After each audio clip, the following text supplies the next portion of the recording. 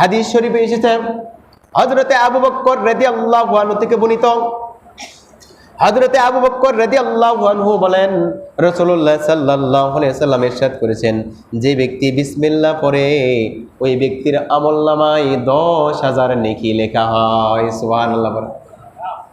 বিসমিল্লাহ পড়লে কি 10,000 নেকি আমার আমলনামায় লেখা হবে। শুধু তাই না, রাসূলের সাহাবী বলেন 10,000 নেকি তার আমলনামায় লেখা হবে, 10,000 পাপকে কেটে দেওয়া হবে, 10,000 মর্যাদা ওই বান্দার জন্য আল্লাহ তাআলা ব্যবস্থা করে দেন। সুবহানাল্লাহ বলেন।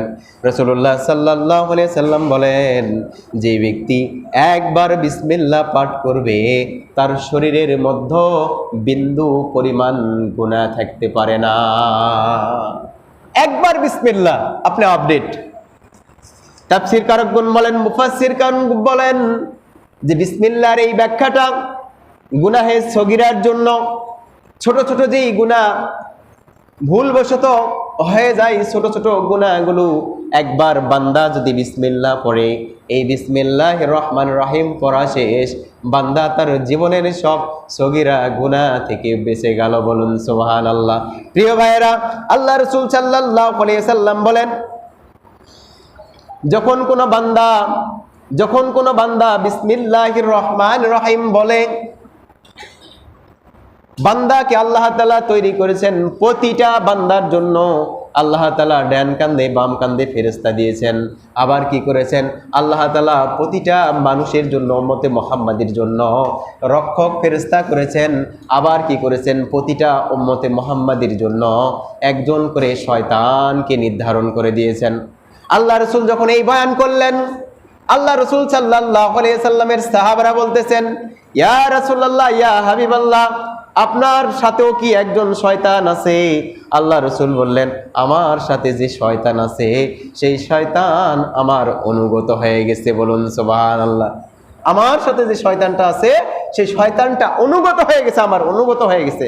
অর্থাৎ সেই শয়তান রাসূলের কোনো ক্ষতি করতে পারে না। রাসূলুল্লাহ সাল্লাল্লাহু আলাইহি সাল্লাম বললেন, বান্দা যখন কি করে, আল্লাহর বান্দা উম্মতে মুহাম্মাদিরা যখন বিসমিল্লাহির রহমানির রহিম পড়ে, যেমনি ভাবে রাসূল উদাহরণ দিয়েছেন, কাঁচকে আগুনের মধ্যে ধরলে যেমন গলে যায়, ওই রকম ভাবে বিসমিল্লাহ পড়ার সাথে সাথে শয়তানও ওই রকম ভাবে গলে যায়। তাহলে শয়তানের দুর্বল করার বুদ্ধিটা কি, শয়তানকে মেরে ফেলার বুদ্ধি কি? সেটা হচ্ছে বিসমিল্লাহির রহমানির রহিম বলা। বলুন সুবহানাল্লাহ। প্রিয় ভাইয়েরা, হযরতে আনাস রাদিয়াল্লাহু আনহু থেকে বর্ণিত, রাসূলুল্লাহ সাল্লাল্লাহু আলাইহি ওয়াসাল্লাম বলেছেন, মানুষ যখন প্রস্রাব করে, পায়খানা করে, স্ত্রী সহবাস করে, তখন কিন্তু শরীরের কিছু অংশ উলঙ্গ হয়ে যায়। আর এই উলঙ্গ শরীর নিয়ে শয়তান খেলা করে। এই উলঙ্গ শরীর যখন হয়ে যায়, শয়তান তখন খেলা করে। অনেক সময় দেখবেন যে আমাদের সমাজের মধ্যে, ঘরের মধ্যে সন্তান হিজড়া হয়ে গেছে। তাফসীর কারকগণ বললেন, সন্তান হিজড়া হলো কেন? যেমনি ভাবে হাদিস শরীফে এরকম এসেছে, যখন আমরা খাবার খাই, এই লোকমাটা খাওয়ার একটা আদব আছে, আল্লাহুম্মা বারিক লানা ফিমা রাযাকতানা ওয়া কিনা আযাবান্নার। তারপর কি বিসমিল্লাহি ওয়া আলা বারাকাতিল্লাহ। যদি আমরা কি করি, এইটা যদি আমরা ভুলে যাই, খানা শুরু করে দিছি, যখনই মনে হবে বলতে হবে বিসমিল্লাহি আউয়ালাহু ওয়া আখিরাহ, এই কথাটা বলতে হবে। তাহলে কি হলো, আমরা যদি এগুলো না বলি, শয়তানও আমাদের সাথে খাইলো, শয়তানও কি আমাদের সাথে খাইলো। আর যখন আমরা বিসমিল্লাহি ওয়া আলা বারাকাতিল্লাহ এটা বলবো, শয়তান আমাদের সাথে কি করতে পারবে না, খাইতে পারবে না। আল্লাহর ওলি বলতেছেন, যখন আমরা কি করি, বিসমিল্লাহি আউয়ালাহু আখিরাহ এটা যখন বলি, যেমনি ভাবে দুনিয়ার বুকে আমরা মায়ের পেট থেকে এসেছি, মায়ের পেট থেকে আসার সময়, দুধ খাওয়ার সময় আমরা বিসমিল্লাহ বলেছি, তখন কথাই বলতে পারিনি।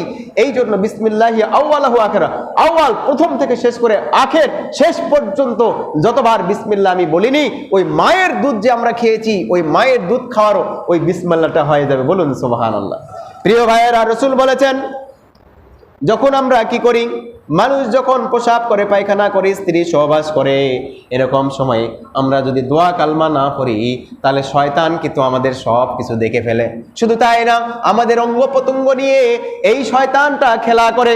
রাসূলুল্লাহ সাল্লাল্লাহু আলাইহি সাল্লাম বলেন, ওই সময় যদি বান্দা বলে বিসমিল্লাহির রহমানির রহিম, বিসমিল্লাহির রহমানির রহিম যদি বলে, ওই শয়তানের মধ্যে এবং উম্মতে মুহাম্মাদি আল্লাহর বান্দার মধ্যে একটা পর্দা পড়ে যায়, তখন আর সে দেখতে পায় না। বলুন সুবহানাল্লাহ। তাহলে মনে থাকবে তো, আমরা যখন কি বাথরুমে যাব, আমরা যখন গোসলখানায় যাব, আমরা যখন স্ত্রী সহবাসে যাব, তখন কি করব? বিসমিল্লাহির রহমানির রহিম পড়লে শয়তানের থেকে আমাদের কি ফারেক থাকবে, শয়তানের সাথে আমাদের সংযোগ থাকবে না। বিসমিল্লাহটা এমন একটা গুপ্তভেদ, এমন একটা রহস্য।